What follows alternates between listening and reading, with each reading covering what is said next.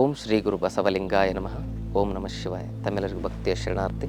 ನಾನು ನಿಮ್ಮ ಯೋಗ ಗುರು ವೈದ್ಯ ಶ್ರೀ ಚನ್ನಬಸವಣ್ಣ, ಶ್ರೀಗಂಗಾ ಯೋಗ ನಿಸರ್ಗ ಚಿಕಿತ್ಸೆ ಹಾಗೂ ಆಯುರ್ವೇದ ಸಂಶೋಧನಾ ಕೇಂದ್ರ ಆರೋಗ್ಯ ಮಹಾಮನೆ, ಬೆಂಗಳೂರು, ಹುಬ್ಬಳ್ಳಿ, ಧಾರವಾಡದ ಹತ್ತಿರ ಮುರಕಟ್ಟಿ. ಆದಮೇಲೆ ತಮ್ಮೆಲ್ಲರಿಗೂ ನಮ್ಮ ಯೂಟ್ಯೂಬ್ ಚಾನಲ್ಗೆ ಭಕ್ತಿಯ ಸ್ವಾಗತ. ಇವತ್ತಿನ ಸಂಚಿಕೆಯಲ್ಲಿ PCOD, PCOS, ಫೈಬ್ರಾಯ್ಡ್, ಈ ಎಂಡೋಮೆಟ್ರಿಯಂ ಸಮಸ್ಯೆಗಳು, ಇಂಥ ಎಲ್ಲ ಸಮಸ್ಯೆಗಳಿಗೆ ಒಂದು ಅದ್ಭುತ ಪರಿಹಾರವನ್ನು ನೋಡೋಣ. ಈ ಸಮಸ್ಯೆ ಯಾಕೆ ಬರುತ್ತಂದರೆ ತಡವಾಗಿ ಮಲಗಿ ತಡವಾಗಿ ಹೇಳೋದು, ಇದರಿಂದ ಹಾರ್ಮೋನ್ ವ್ಯತ್ಯಾಸ ಆಗಿ ವಾತ ಪಿತ್ತ ಕಫ ವಿಕಾರಗಳಿಂದ ಈ ಒಂದು ಸಮಸ್ಯೆಗಳು ಬರ್ತವೆ. ಓವರ್ ವೇಟ್ ಯಾಕಾಗುತ್ತಂದರೆ ತಡವಾಗಿ ಮಲಗಿ ತಡವಾಗಿ ಹೇಳೋದು, ರಾತ್ರಿ ಹೆಚ್ಚಿಗೆ ತಿನ್ನೋದು, ರಾತ್ರಿ ಯಾವತ್ತು ಲೈಟ್ ಫುಡ್ ತಿನ್ನಬೇಕು, ರಾತ್ರಿ ಹೆಚ್ಚಿಗೆ ತಿನ್ನೋದ್ರಿಂದ ಒಬೆಸಿಟಿಯಿಂದ ಇಂಥ ಸಮಸ್ಯೆಗಳು ಬರ್ತವೆ. Obesity is a main cause of uterus problems ಅಂತ ಹೇಳ್ಬೋದು. ಗರ್ಭಕೋಶದ ಸಮಸ್ಯೆಗೆ ಒಬೆಸಿಟಿ ಮೇನ್ ರೀಸನ್. ಹಾಗೆ ಥೈರಾಯ್ಡ್ ಕಾರಣದಿಂದನೂ ಕೂಡ ಗರ್ಭಕೋಶದಲ್ಲಿ ಇಂಥ ಸಮಸ್ಯೆಗಳು ಬರ್ತವೆ. ಆಮೇಲೆ ಕೆಲವು ಸಂದರ್ಭದಲ್ಲಿ ಏನಾಗುತ್ತೆ ಅಂತ ಹೇಳಿದ್ರೆ, ಹೆಣ್ಣುಮಕ್ಕಳಲ್ಲೂ ಕೂಡ ಇತ್ತೀಚೆಗೆ ದುಶ್ಚಟಗಳು ಜಾಸ್ತಿ ಆಗ್ತದೆ. ಹೆಣ್ಣುಮಕ್ಕಳು ಬೆಂಗಳೂರಂಥ ಸಿಟಿಯಲ್ಲಿ ಬೀಡಿ, ಸಿಗರೇಟು, ಗುಟ್ಕಾ, ತಂಬಾಕು, ಸರಾಯಿ ಇಂಥ ಕಾರಣದಿಂದ ನಿಮ್ಮಲ್ಲಿ ಗರ್ಭಕೋಶ ಸಮಸ್ಯೆ ಬರ್ತವೆ. ಆಮೇಲೆ ಹೆಣ್ಮಕ್ಳು ಇತ್ತೀಚೆಗೆ ಟೈಟ್ ಉಡುಗೆಗಳನ್ನು ಜಾಸ್ತಿ ಬಳಸ್ತಾ ಇದ್ದಾರೆ. ಟೈಟ್ ಜೀನ್ಸು, ಟೈಟ್ ಉಡುಗೆಗಳು, ಇದರಿಂದ ಗರ್ಭಕೋಶಕ್ಕೆ ರಕ್ತ ಸಂಚಾರ ಆಗದೆ ಇಂಥ ಸಮಸ್ಯೆಗಳು ಬರೋದುಂಟು. ಆಮೇಲೆ ಬಳೆ ಹಾಕ್ತಾಯಿಲ್ಲ, ಬಳೆ ಹಾಕೋದ್ರಿಂದ ಇಲ್ಲಿ ಗರ್ಭಕೋಶಕ್ಕೆ ಸಂಬಂಧಪಟ್ಟಿರ್ತಕ್ಕಂಥ ಅಕ್ಯುಪ್ರೆಷರ್ ಪಾಯಿಂಟು ಕ್ರಿಯಾಶೀಲ ಆಗಿ ಗರ್ಭಕೋಶ ಚೆನ್ನಾಗಿರುತ್ತೆ.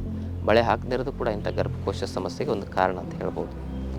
ಹಾಗಾಗಿ ನಮ್ಮ ಭಾರತೀಯ ಆಚಾರ ವಿಚಾರ ಸಂಸ್ಕೃತಿಯಲ್ಲಿ ಎಷ್ಟು ವಿಜ್ಞಾನ ಇದೆ ಅಂತ ನಾವು ತಿಳ್ಕೊಬೇಕು. ನಾವು ಬಳೆ ಹಾಕೋದ್ರಲ್ಲಿ, ನಮ್ಮ ಉಡುಗೆ ತೊಡುಗೆಯಲ್ಲಿ ವಿಜ್ಞಾನ ಇದೆ. ಪಾಶ್ಚಿಮಾತ್ಯರ ಅಂಧಾನುಕರಣೆ ಮಾಡ್ತಾ ಬಳೆ ಹಾಕ್ತಾಯಿಲ್ಲ, ಟೈಟ್ ಉಡುಗೆಗಳನ್ನು, ಜೀನ್ಸನ್ನು ಹಾಕಿ ನಮ್ಮ ಗರ್ಭಕೋಶಕ್ಕೆ ತೊಂದರೆ ಮಾಡ್ಕೊಳ್ತಾ ಇದೆ. ಅದಕ್ಕೆ ಇವನ್ನೆಲ್ಲ ಸರಿಪಡಿಸ್ಕೊಳ್ಳಿ. ಇನ್ನು ಇದಾದಮೇಲೆ ಗರ್ಭಕೋಶದಲ್ಲಿ ತುಂಬ ಜಾಸ್ತಿ ಸಮಸ್ಯೆ ಆಗಿದೆ ಅಂಥೇಳಿ ಗರ್ಭಕೋಶನೇ ತೆಗಿಬೇಕಂತಾರೆ. ದಯವಿಟ್ಟು ಅಂಥ ಕೆಲಸ ಮಾಡಲಿಕ್ಕೆ ಹೋಗಬೇಡಿ.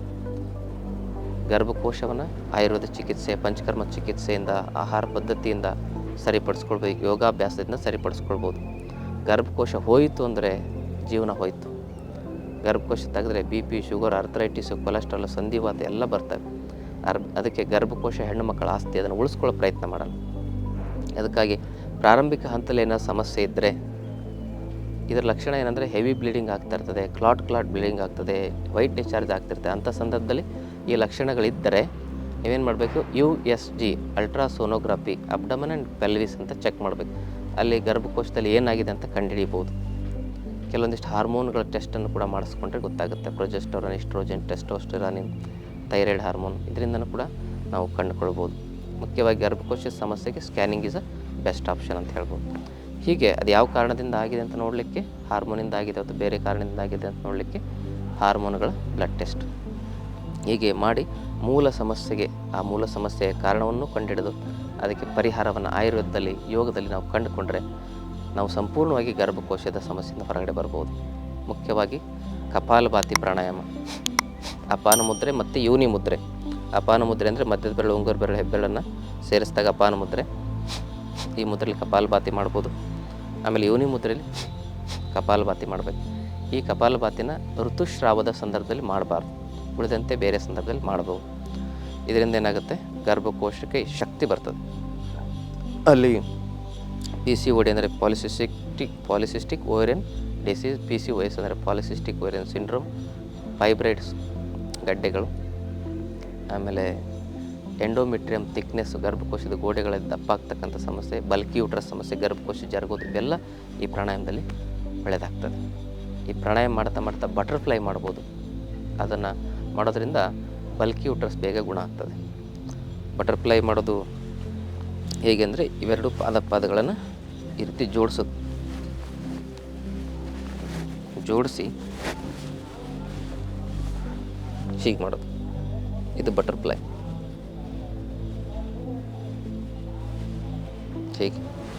ಹೀಗೆ ಮಾಡೋದು. ಹೀಗೆ ನಿಮ್ಮ ಬಲ್ಕಿ ಯೂಟ್ರಸನ್ನು ಈ ಅಭ್ಯಾಸದಿಂದ ನೀವು ಸರಿಪಡಿಸ್ಕೊಳ್ಬೋದು. ಆಮೇಲೆ ಅನುಲೋಮ ವಿಲೋಮ ಪ್ರಾಣಾಯಾಮ, ಎಡಗಡೆಯಿಂದ ಉಸಿರು ಬಿಟ್ಟು ಎಡಗಡೆ ತೆಗೆದುಕೊಂಡು ಬಲಗಡೆ ಬಿಟ್ಟು ಬಲಗಡೆ ತೆಗೆದುಕೊಂಡು ಬಲದಿಂದ ಎಡಕ್ಕೆ, ಎಡದಿಂದ ಬಲಕ್ಕೆ ಅಭ್ಯಾಸ ಮಾಡೋದು. ಅದಾದಮೇಲೆ ಉಜ್ಜಾಯಿ ಪ್ರಾಣಾಯಾಮ, ಶಂಖ ಮುದ್ರೆಯಲ್ಲಿ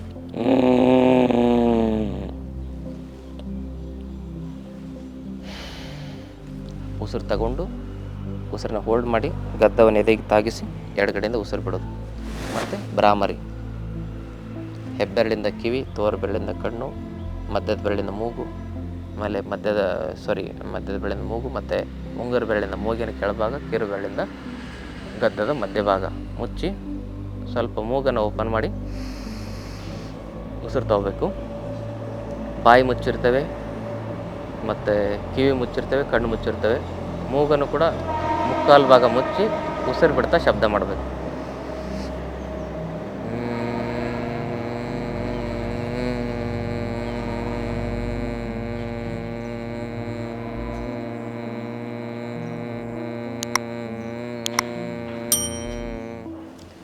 ಹೀಗೆ ಪ್ರಾಣಾಯಾಮ.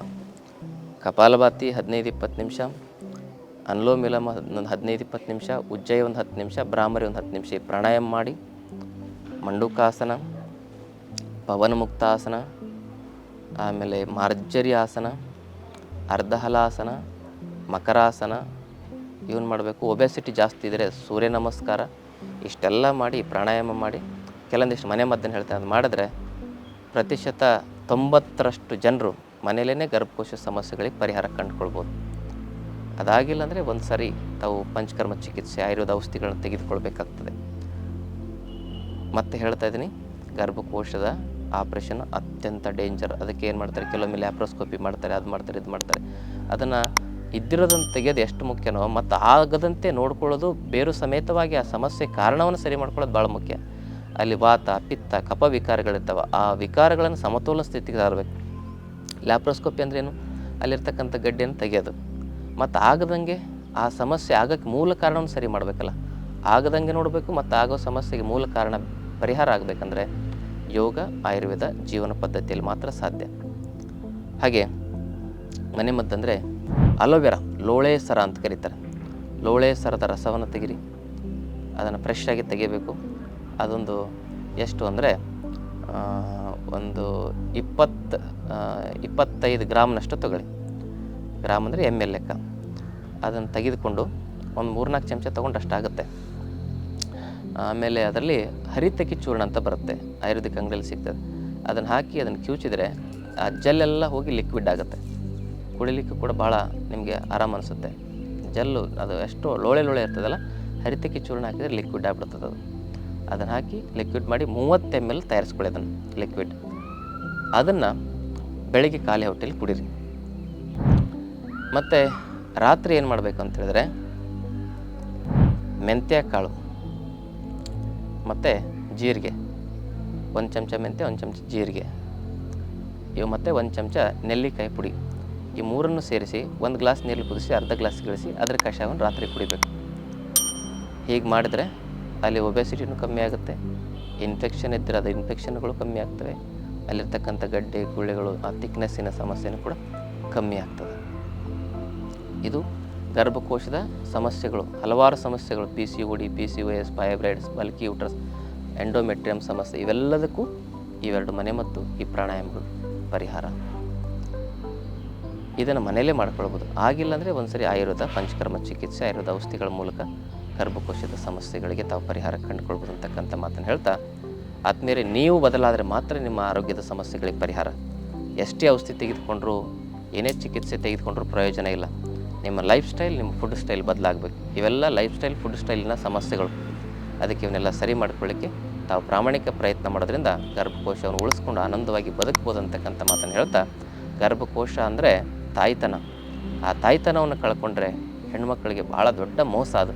ಅದಕ್ಕೆ ನಾವು ದಯವಿಟ್ಟು ನಿಮಗೆ ವಿನಂತಿ ಮಾಡ್ಕೊಳ್ತೇವೆ, ಡಾಕ್ಟರ್ಗಳಿಗೆ ಅನಧಿಕೃತವಾಗಿ ಅನಗತ್ಯವಾಗಿ ಗರ್ಭಕೋಶವನ್ನು ತೆಗೆಯೋ ಸಜೆಸ್ಟ್ ಮಾಡೋಕ್ಕೆ ಹೋಗ್ಬೇಡಿ. ತಾವು ಓದಿರೋದು ಮಾಡರ್ನ್ ಮೆಡಿಕಲ್ ಸೈನ್ಸ್ MBBSನಲ್ಲಿ, ಆದರೆ ನಮ್ಮ ದೇಶದ ಆಯುರ್ವೇದ ಶಾಸ್ತ್ರವನ್ನು ಸ್ವಲ್ಪ ಓದಿ ಅದರ ಸತ್ಯಾಸತ್ಯತೆಗಳನ್ನು ಸ್ವಲ್ಪ ತಿಳ್ಕೊಳ್ಳಿ. ಅದು ಸತ್ಯ ಇದ್ದರೆ ನಂಬಿ. ಯಾಕಂದರೆ ಭಾಳ MBBS ಡಾಕ್ಟ್ರುಗಳು ಆಯುರ್ವೇದವನ್ನು ಭಾಳ ಅಂದರೆ ಭಾಳ ಕೀಳಾಗಿ ಮಾತಾಡ್ತಾರೆ. ಆ ಥರ ಎಲ್ಲ ಮಾಡೋಕ್ಕೆ ಹೋಗ್ಬೇಡಿ ದಯವಿಟ್ಟು. ನಾವು ಯಾವುದೇ ಸೈನ್ಸನ್ನು ಅಲ್ಲಗಳಿತಾ ಇಲ್ಲ. ಅದಕ್ಕೆ ತಾವು ಕೂಡ ಇದನ್ನು ಪ್ರಯೋಗ ಮಾಡಿ ಬೇರೆಯವ್ರಿಗೆ ಒಳ್ಳೇದು ಮಾಡಿ ನಿಮಗೂ ಪುಣ್ಯ ಬರುತ್ತೆ. ದಯವಿಟ್ಟು ಅದನ್ನು ಮಾಡೋ ಪ್ರಯತ್ನ ಮಾಡಿ. ಹೆಣ್ಮಕ್ಳಿಗೆ ನಾನು ವಿಶೇಷವಾಗಿ ವಿನಂತಿ ಮಾಡಿಕೊಳ್ತೇನೆ, ನೀವು ಜಾಗೃತರಾದರೆ ಮಾತ್ರ ಸಾಧ್ಯ, ಇಲ್ಲಾಂದರೆ ಗರ್ಭಕೋಶ ತೆಗೆಸ್ಕೊಂಡು ನರಕ ಯಾತನೆ ಅನುಭವಿಸ್ಬೇಕಾಗುತ್ತೆ ಅಂತಕ್ಕಂಥ ಮಾತನ್ನು ಹೇಳ್ತಾ ಈ ಮಾಹಿತಿಯನ್ನು ಎಲ್ಲ ತಾಯಂದರಿಗೂ ಶೇರ್ ಮಾಡಿ. ಇದು ತಾಯಂದರ ವಿಚಾರ, ಹೆಣ್ಣು ಮಕ್ಕಳ ಒಂದು ಋಣ ತೀರಿಸುವ ಒಂದು ಸೌಭಾಗ್ಯ ನಮಗೆ ಬರ್ತದೆ. ಎಲ್ಲರಿಗೂ ಶೇರ್ ಮಾಡಿ. ನಮ್ಮ ಮನೇಲಿ ನಮ್ಮ ಅಕ್ಕ, ತಂಗಿ, ತಾಯಿ, ಅಕ್ಕ, ದೊಡ್ಡಮ್ಮ, ಚಿಕ್ಕಮ್ಮ, ಅಜ್ಜಿ ಯಾರಿಗೂ ಸಮಸ್ಯೆ ಬಂದಿರ್ಬೋದು. ಈ ಸಮಸ್ಯೆಯಿಂದ ಅವ್ರಿಗೆ ಪರಿಹಾರ ಸಿಕ್ಕರೆ ನಮಗೆ ಪುಣ್ಯ ಬರ್ತದೆ. ಅದಕ್ಕೆ ಎಲ್ಲರಿಗೂ ಶೇರ್ ಮಾಡೋ ಪ್ರಯತ್ನ ಮಾಡಿ. ತಾವಿನ್ನೂ ಚಾನಲ್ ಸಬ್ಸ್ಕ್ರೈಬ್ ಮಾಡ್ಕೊಂಡಿಲ್ಲ ಅಂದರೆ ದಯವಿಟ್ಟು ಸಬ್ಸ್ಕ್ರೈಬ್ ಮಾಡ್ಕೊಳ್ಳಿ ಹಾಗೂ ಬೆಲ್ ಐಕನ್ ಪ್ರೆಸ್ ಮಾಡಿ. ತಮ್ಮೆಲ್ಲರಿಗೂ ಭಕ್ತಿಯ ಶರಣು ಶರಣಾರ್ಥಿ.